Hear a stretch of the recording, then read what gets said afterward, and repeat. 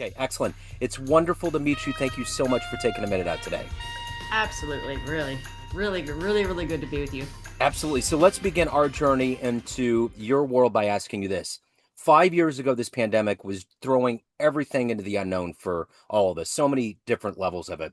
How did you survive the pandemic of 2020, and how has it radiated into your world in 2025?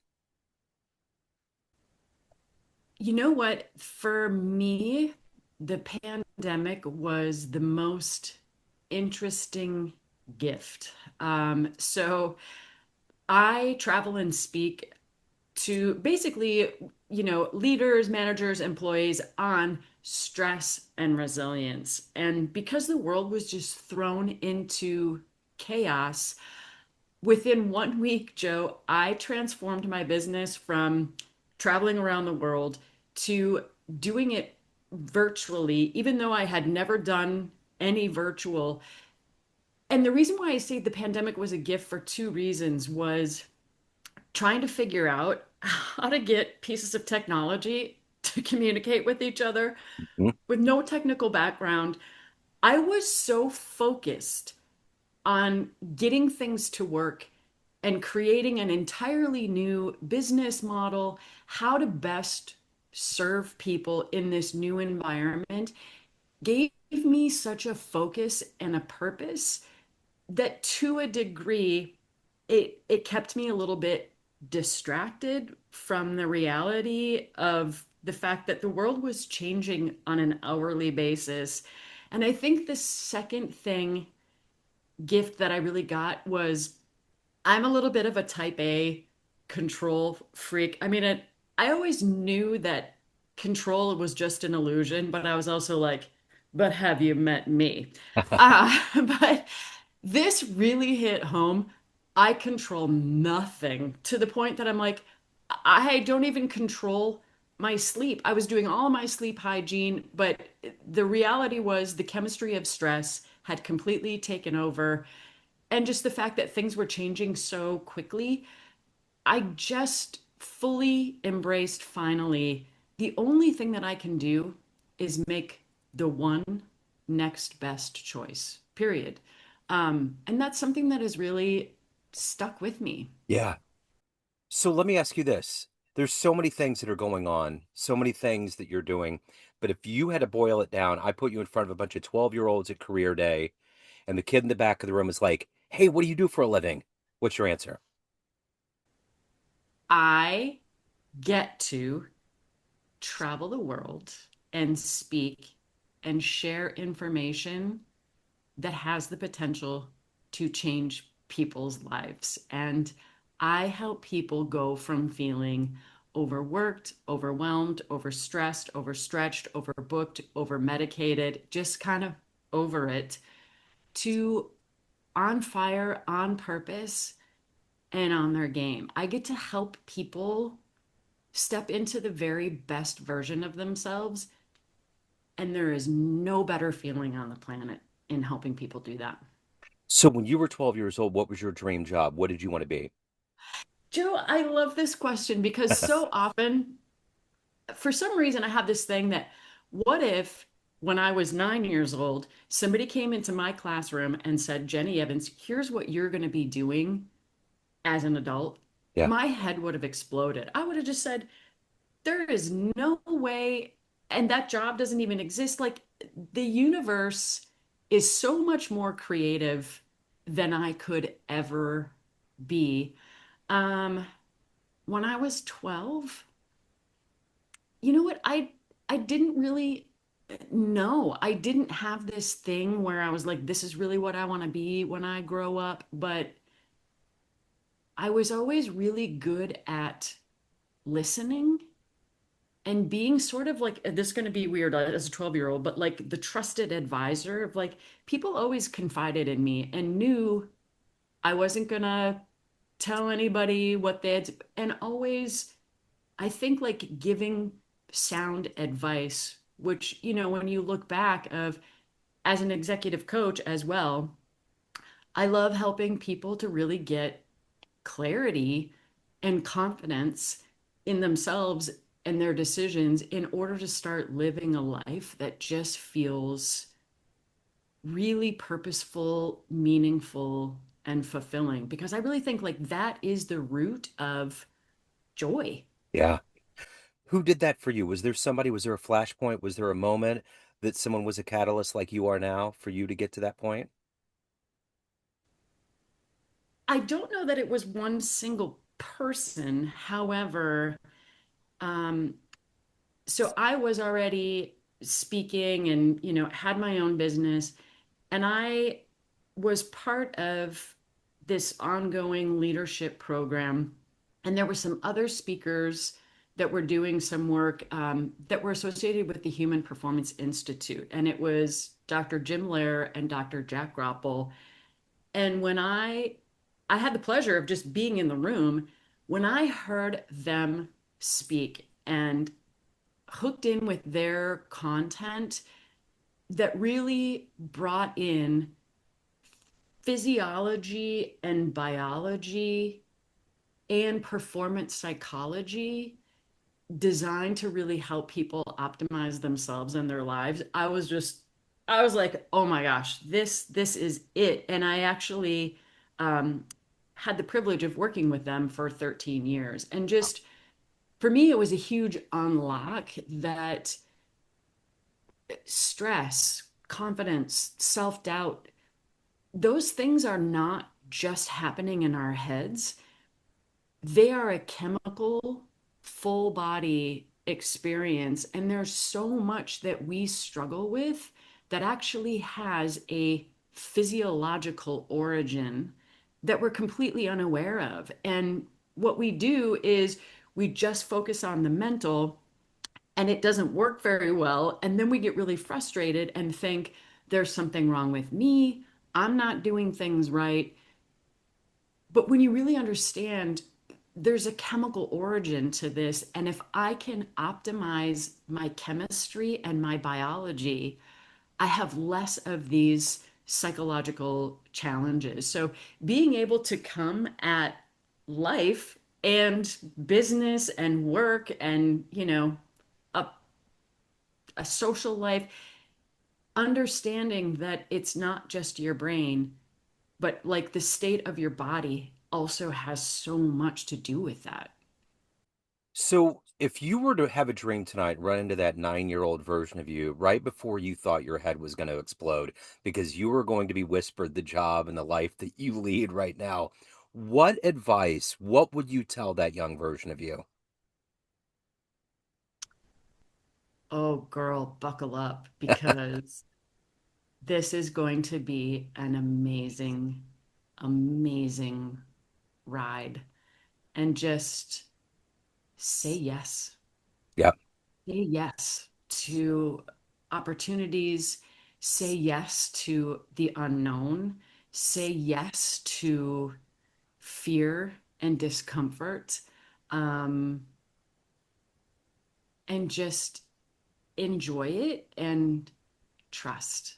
Trust in yourself and trust that the universe, I'm not a religious person, and I don't even know if I would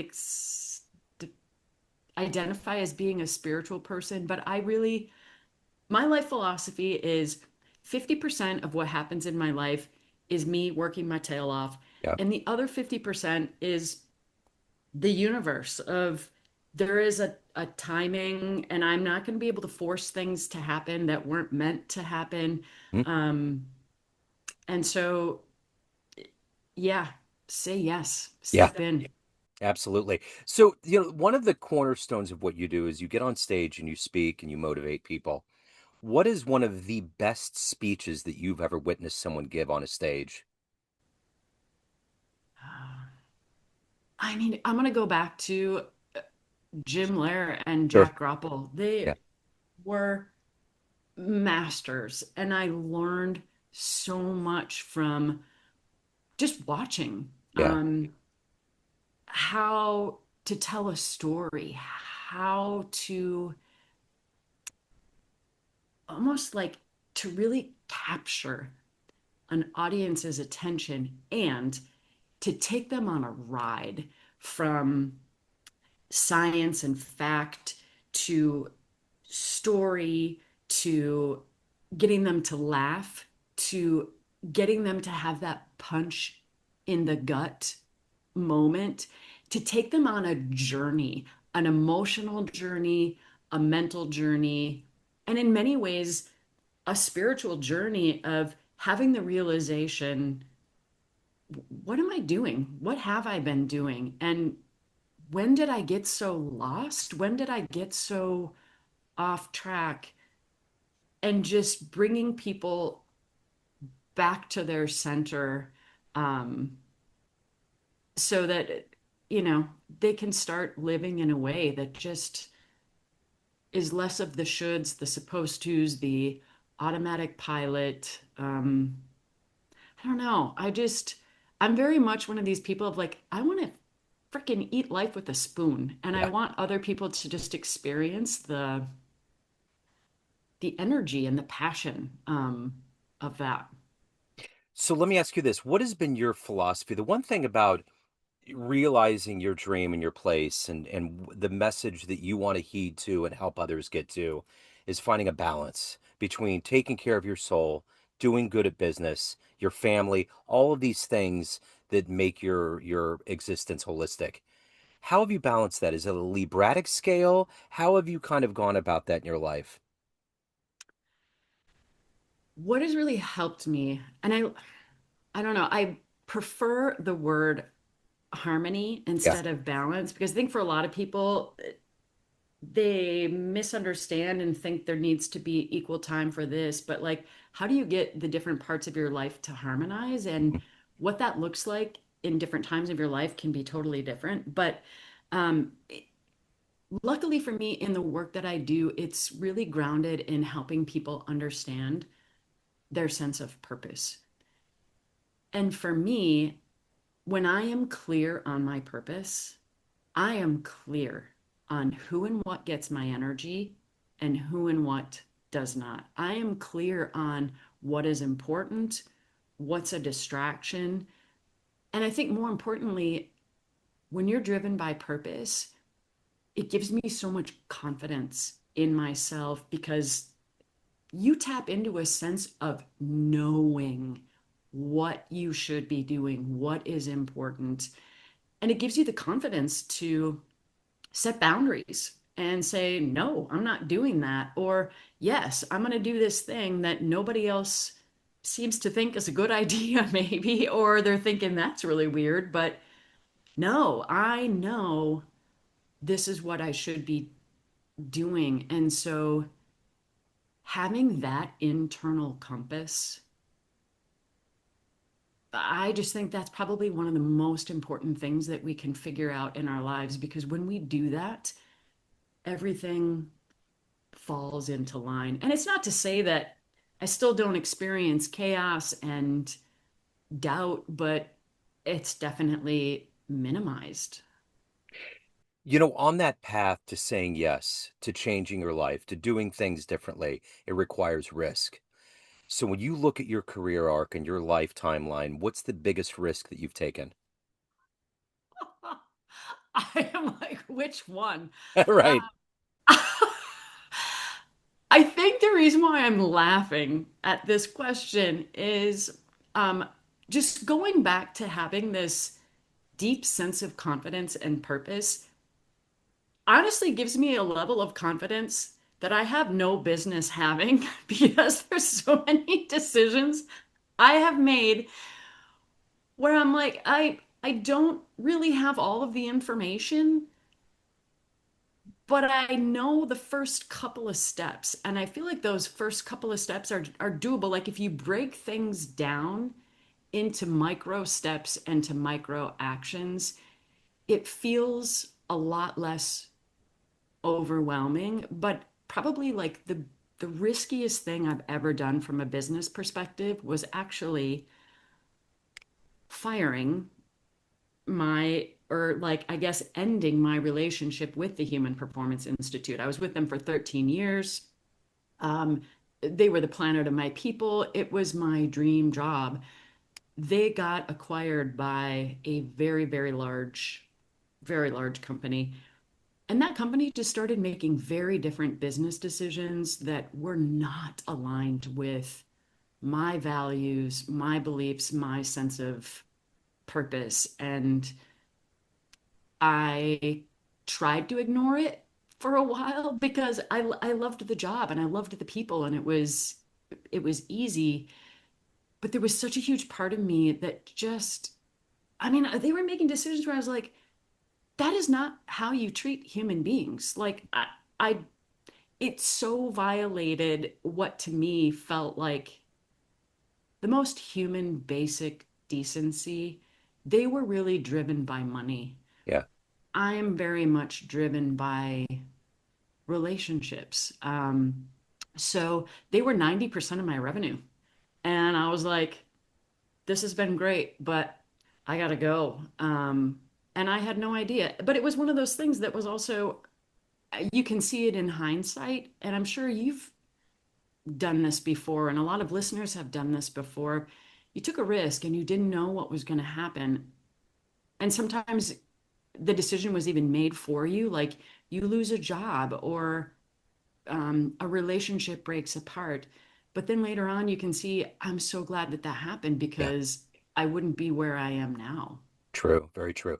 So let me ask you this. Let's say you walk into a room of all of the people that have known you in a business sense throughout your career, and you swim through that sea of people and you go to a podium and you get to tell that room one fun thing. The first concert you went to, jumping out of an airplane, fasting for a month, some magical place you visited on the planet that you just didn't expect was going to be that beautiful. Something that would humanize you, that would be a fun story that you could tell that room. What would you say? Hmm.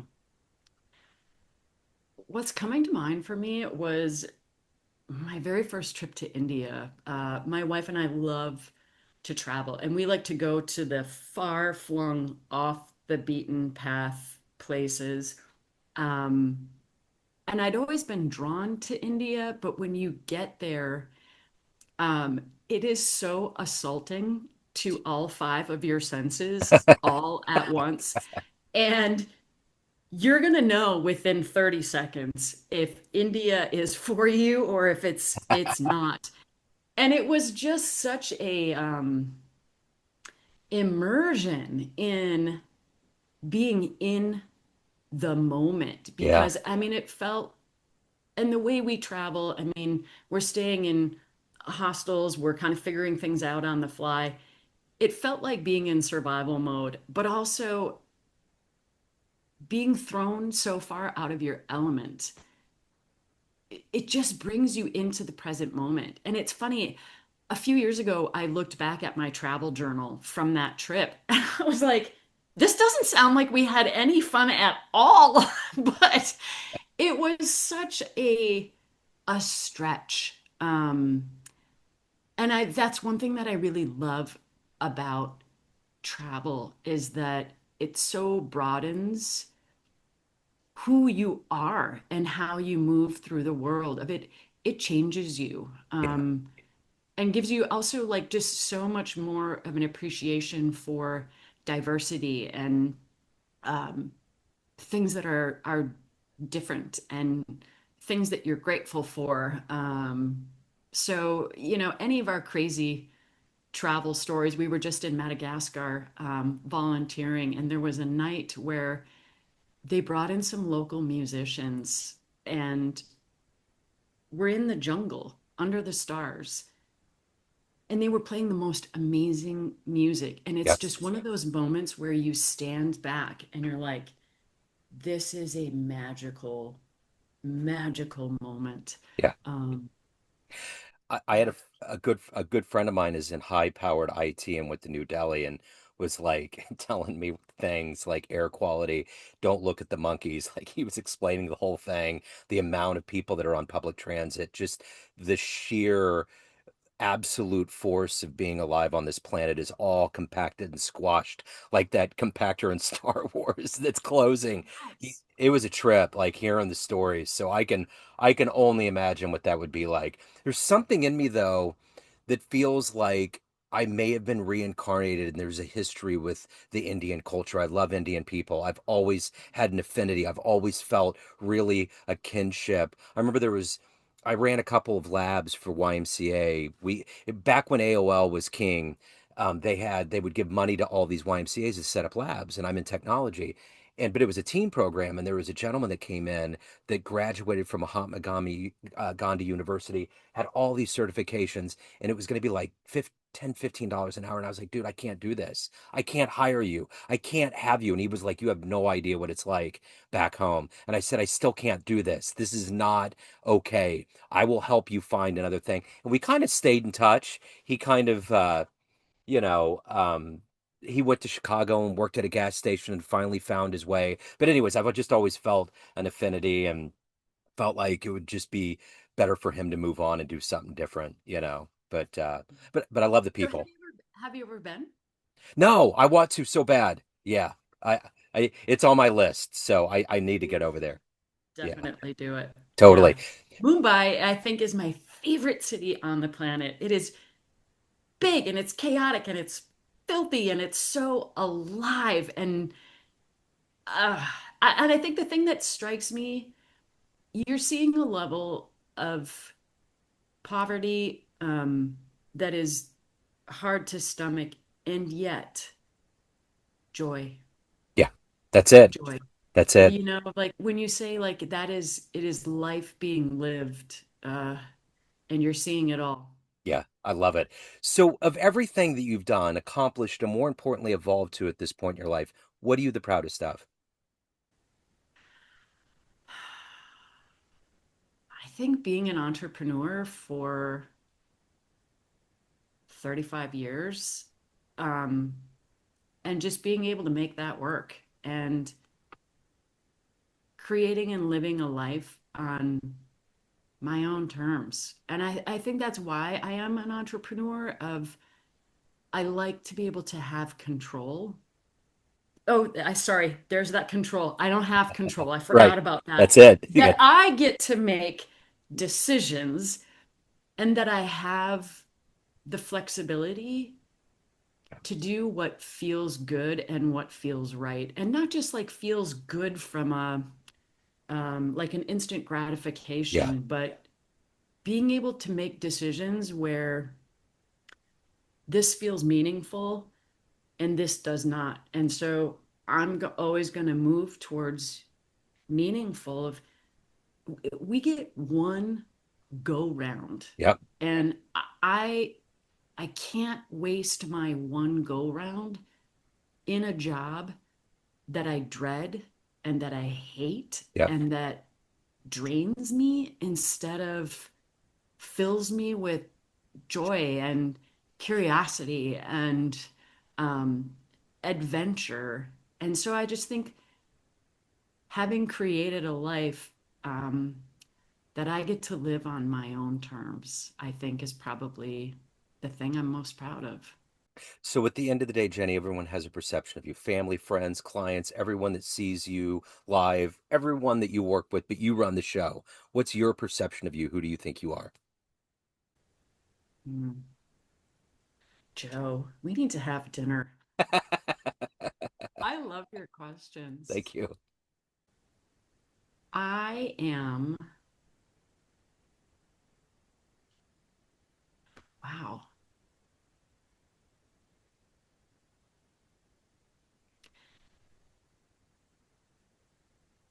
Uh, it's funny. And the reason why I'm pausing is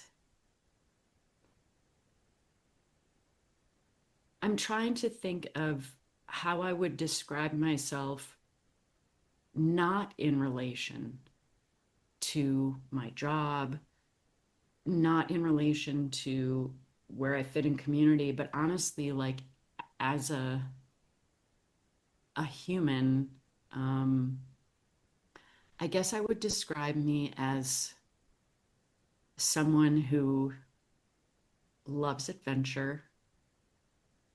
I love learning. I love having fun while I am very serious and driven. I'm probably even more serious about being an idiot. I love not taking myself too seriously, finding the humor in situations. Laughing is one of my most favorite things Yeah. to do. Um, but also, I don't know, like I do feel like what you see is what you get, which is why I do not fit in corporate America because I don't know how to play the game because I'm just one of these people. I say what I mean and I mean what I say. And I actually spent most of my life in Minnesota, which is the land of passive aggressiveness.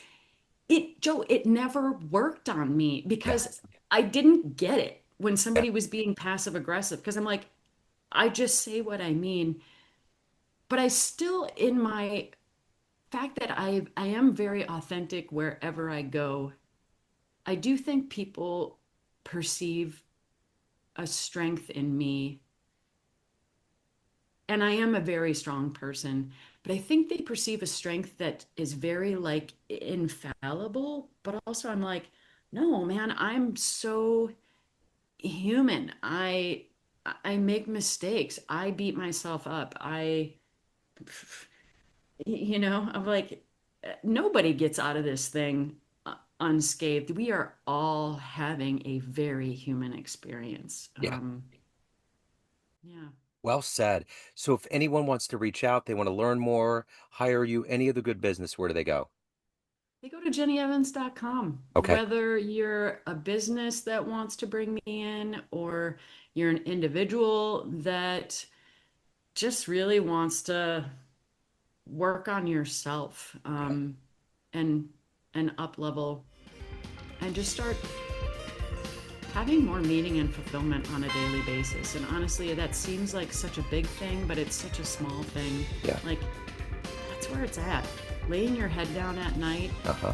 being like, that was a really good day. Yeah. I dig it. That's it. That's the soup. That's all of it. This has been wonderful. Jenny, thank you so much. Thank you for your story, your passion. I appreciate it. Best of luck with everything. Okay, yes. Thank you so much. I loved these Yes. questions and I could talk to you all day. Absolutely. Looking to get new clients to your business through cold calling or email marketing? At Agency Y, they envision a world in which small and big companies have equal chances to win new customers in the market. Their purpose is to bring parity and reduce the gap between large and small firms with the help of their cold calling and cold email marketing services. Use the code Joe Dimino 10 at www.agencyyyy.org/coldcallingjoe.php or www.agencyyyy.org/emailmarketingjoe.php to get 10% off your first order. This is Joe Dimino of Neon Jazz and Famous Interviews, and I stand behind Agency Y to meet your business dreams.